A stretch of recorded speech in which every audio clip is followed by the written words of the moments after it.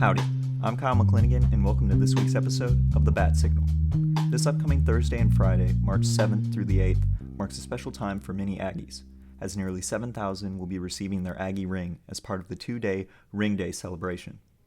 For students receiving their ring, they'll need to have their ticket ready, either in the form of a screenshot or in print, and be sure to show up on time to their 15-minute time slot at Kyle Field. Guests are recommended to park in the West Campus garage. Since 1889, the Aggie Ring has served as an iconic symbol of Texas A&M's rich appreciation for the school's traditions and values. And while today it is recognized around the world, it hasn't always looked the same. In 1899, the ring that began the lineage of the modern-day design was created by the Lenz Brothers Jewelry Company of Dallas and was accepted by the 1899 class Ring Committee. This first Ring Committee was chaired by R.J. Poulter, who was the then business manager of the battalion. The design was also adopted by the classes of 1900, 1901, and 1902, and cost students only $10.50. I tried to find an online inflation calculator to find the modern-day value, but the U.S. Bureau of Labor Statistics only has records dating back to 1913. Either way, $10.50 in 1913 is equivalent to only $303.98 in February of 2022. That's still only a fraction of the modern-day cost. Over the next 2 decades, the ring would see little change, except for the state seal and the crossed weapon charges changing sides in 1912, before returning to their original orientation in 1926, according to the Association of Former Students website. I spoke with the vice president of the association, Scott Walker, as well as Kelly Hutchinson, the director of campus programs, to talk about the history of the Aggie Ring. Walker said the ring hasn't always had a strict style. In the early days, it was very much, I don't want to say a free-for-all, but it was kind of a free-for-all. Every class did their own thing. The designs might be the same from one year to the next, or they might go in a wildly different direction. So it was very inconsistent in the early years. Things didn't really start to become standardized until the 1930s. By the turn of the century, we started seeing elements that we would recognize today. And then in the mid-30s, early to mid-30s is when it really started to get standardized. And it's really only had small changes since then, the most significant one being when the college became a university, and so the lettering changed. The university president at the time, Thomas O. Walton, wanted to finalize the design in 1933, and so he asked the students to take part. And so in the 1929-1930 academic year, the president at the time, President T.O. Walton, said we got to get our arms around this. And as things are often done at Texas A&M, he said, we're going to let the students sort this out. And so he appointed a committee of students and charged them with sort of cleaning up all of the chaos. And so they brought together a unified design and unified requirements to earn the ring and unified the manufacturing standards and agreed on some things that would be pretty much the same moving forward from year to year. Hutchinson said that the antique finish of today used to actually be the only option available to students. It wasn't until the 70s that the rose gold ring was offered, which is today's equivalent to the natural finish. So the shiny gold ring was available in the beginning in the 70s. And so the 70s had some significant changes to the product offerings for the Aggie Ring. And the white gold ring was introduced in 1972 is when that was introduced. And again, I don't know what the impetus was for offering that. There is also another silver ring that is available, a silver and color ring that is available, and that's the Polara finish. And that is a ring that contains no precious metals, and that was first introduced in 1976, according to our records. While A&M isn't unique in offering rings, the Aggie Ring stands alone in its value to the student population. I think it's always important to note just how uncommon it is to have such a strong class ring tradition. Our adoption rate among qualified undergrads is 94%. So 94%, more than 9 out of 10 of the people who have the right to buy an Aggie Ring do. That is astonishingly high for that industry. I would be shocked if there's anybody else that's over 20.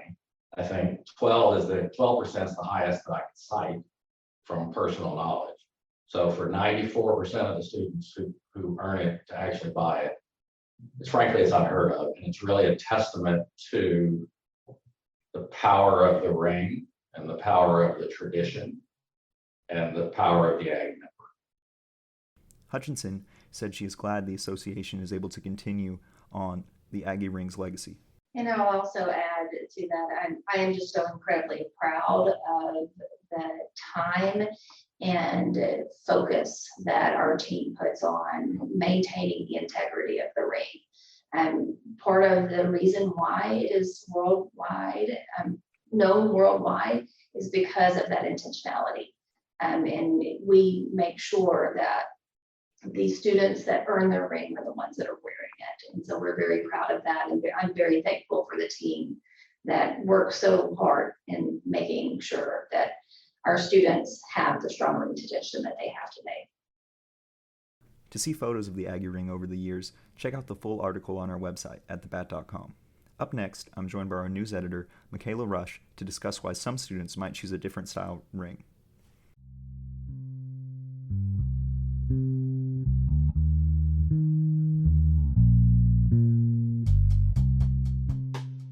What are some of the reasons students chose to get the Polaro ring? Yeah, so obviously some people just like the look of it better, which is a perfect reason. It is a little bit more affordable. I don't have the prices available right now just because we're in ring season. So the website, when you go on it, is like, don't order any rings right now. But another important reason is in the Muslim community, Muslim men actually don't wear gold jewelry. It is a specific textual commandment from the Prophet Muhammad. So I actually got to talk to a couple students who are Muslim who do have their Aggie rings and opted to get the Polaro option. Yeah, and so what did some of those students say about why they decided to get that ring?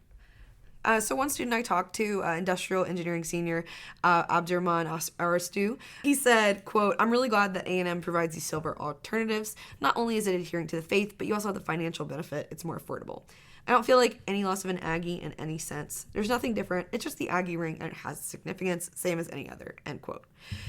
So with that, I also got to talk to him and some of his peers about how it's really great how A&M has an option where you can continue to show your Aggie spirit to everybody and make those awesome connections, but you're also still able to do so in a way that's respectful of other parts of your identity, including your religion. Yeah, that's great. And so what exactly is the ring made out of if it's not made out of gold? Yeah, so the Polaro ring is actually 75% sterling silver and 25% palladium. But with this in reference to the Muslim faith, it actually doesn't matter what it's made of. It just can't be gold. But the Polaro is a great option because it gives you a very strong ring, again, with a really cool finish to it. So, yeah. Yeah, that's great. And so how many people this semester actually ended up ordering this option as their ring? About 161 students ended up ordering this. So about 2% of the students who ordered rings this semester.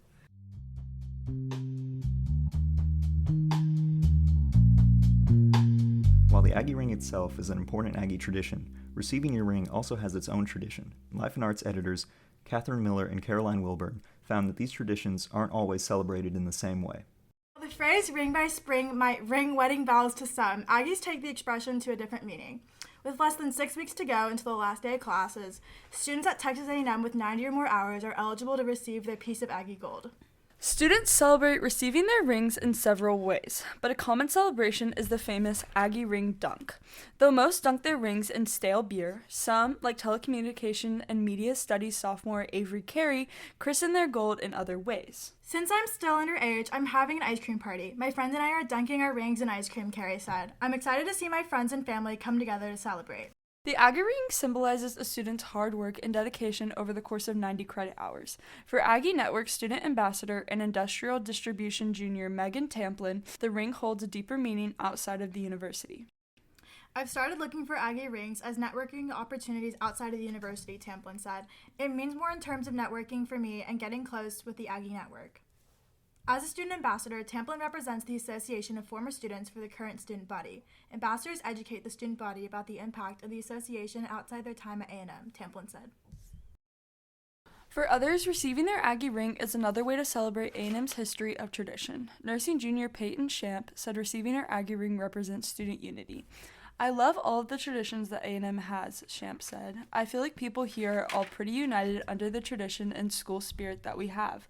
It's not something that you experience at a lot of other universities.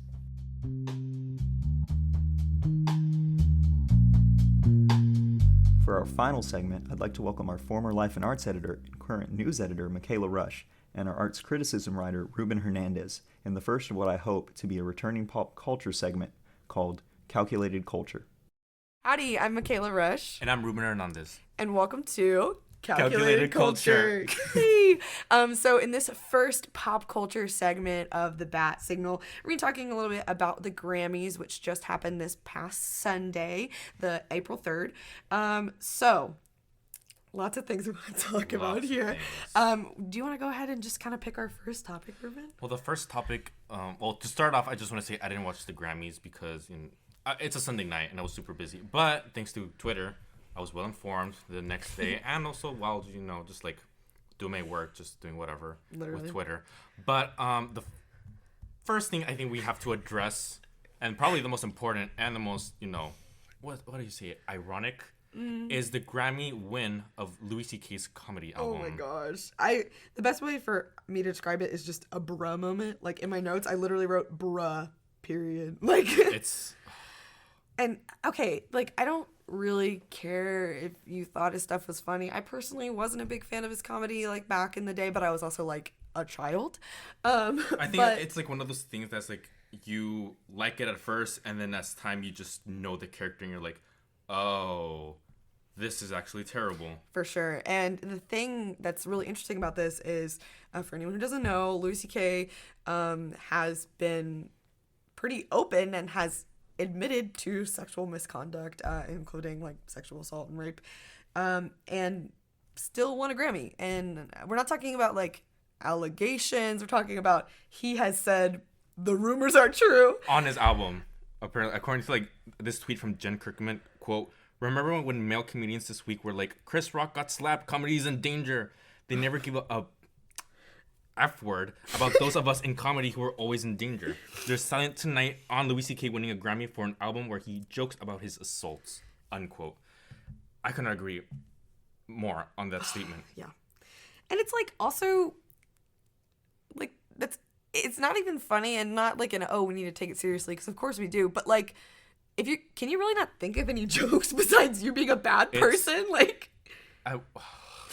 That's literally like bottom of the barrel, like when all your tricks up your sleeves are just gone. It's like, do you really have to resort to your assaults? Yes, apparently. And clearly he's being rewarded for it. So and he got rewarded for it. So. Yeah, I don't really know what this says about the Grammys going forward, because I know with the Oscars, a lot of times when folks have had some kind of serious criminal charges brought against them, they've had their like actual awards like revoked or have not been eligible to be nominated again. Well, there was that win from Woody Allen. No comment. Yeah. But okay, well, anyways, now that we've had our nice little rant about a very not fun thing to talk about, let's talk about some of the things that we did like. So what was the thing you liked the most about Grammys this year? I loved the most was Doja Cat's acceptance speech, because it really focuses on the way that the music industry is right now, especially for women and especially for women of color, when it comes to the successes. Doja Cat just breaking down and crying and saying like, I always downplay my successes, but I understand that this is something so important. Yeah. Days after she announced her quitting music. Yeah. I hope it's something that she can reflect on and, just possibly look back on it and be like, you know what, I do understand, because she's a cultural icon at this point. Absolutely, yeah. Like, if you don't know who Doja Cat is, you live under a rock. And not like in a cute Patrick Star way. Like, and right now in this era of a cultural desert where we don't have that many like, iconic people. Yeah. She is desperately needed.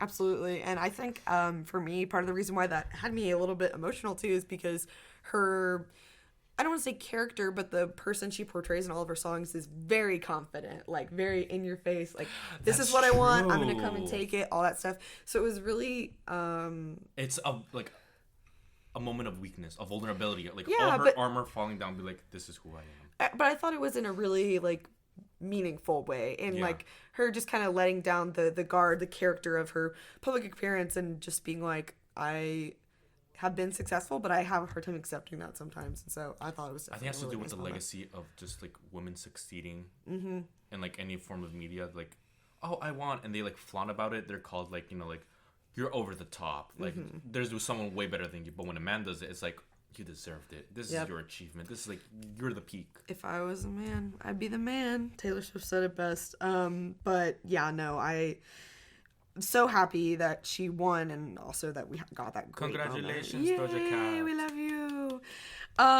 So other things, takeaways. How did you feel about Jon Batiste winning Album of the Year? I've never heard of him before. Okay, The Grammys. So, just a little bit of background about Jon Batiste. He is actually, I can't remember which late night show it is. I'm gonna be I know so he, real. he was part of a late night show.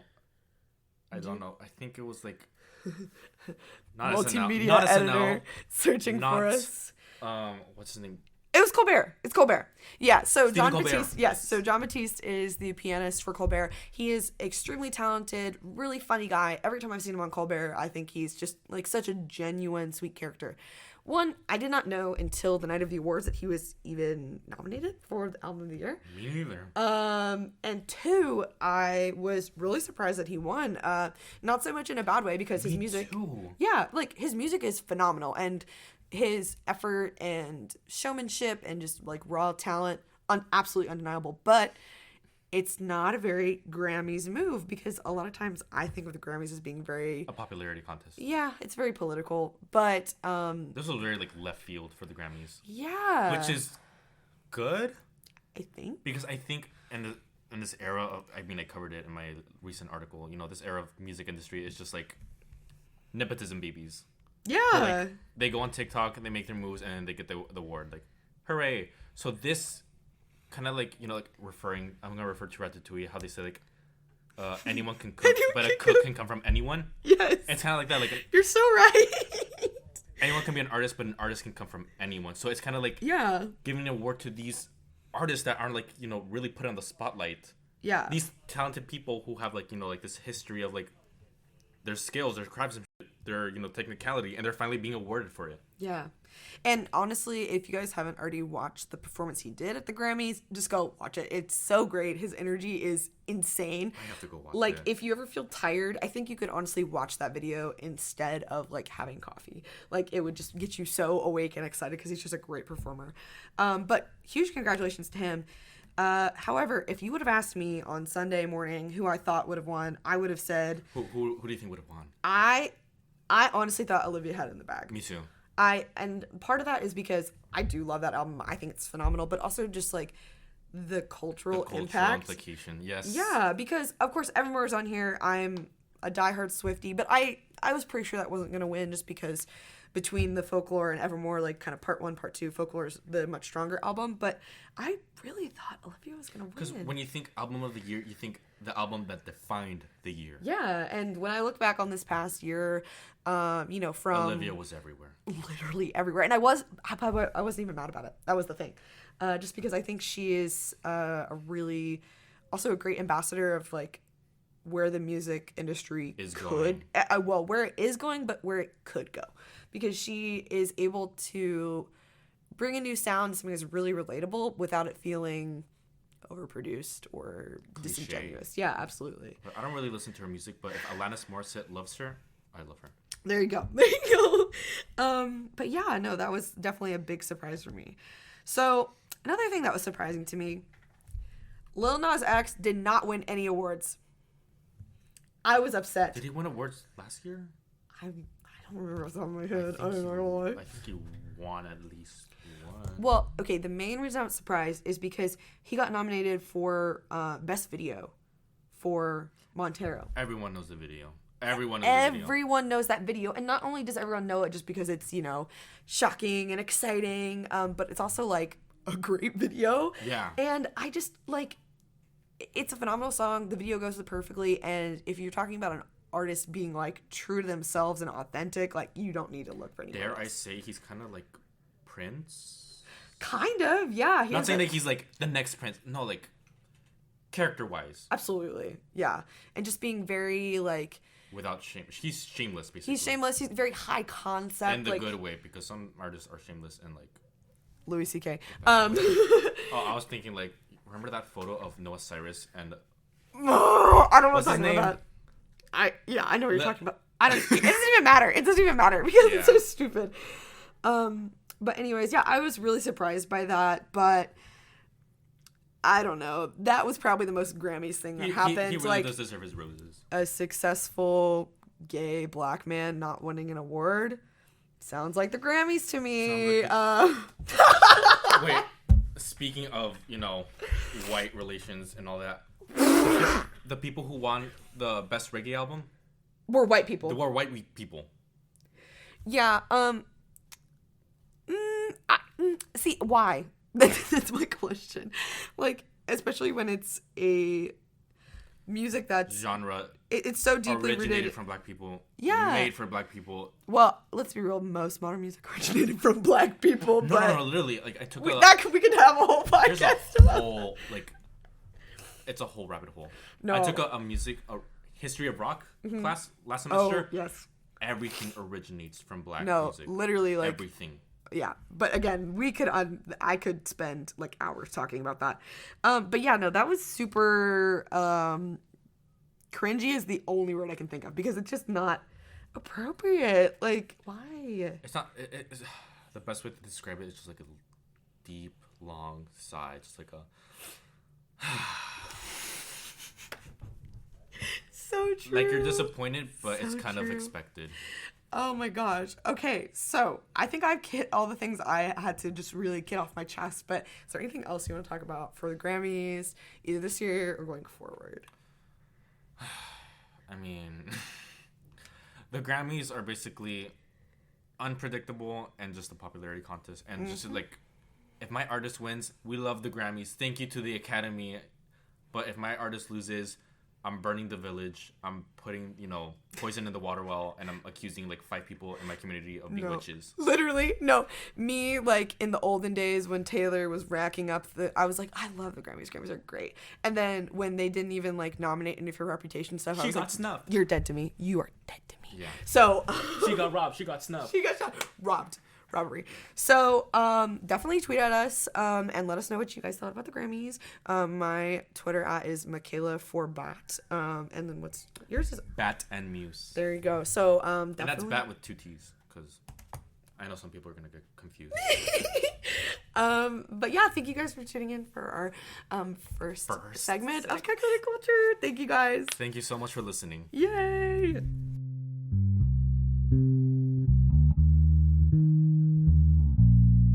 For more information on all the stories featured in today's episode, visit our website at thebat.com or pick up a print edition on campus every Thursday.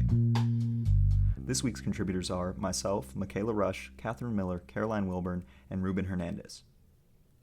This episode was produced and edited by Kyle McClinigan.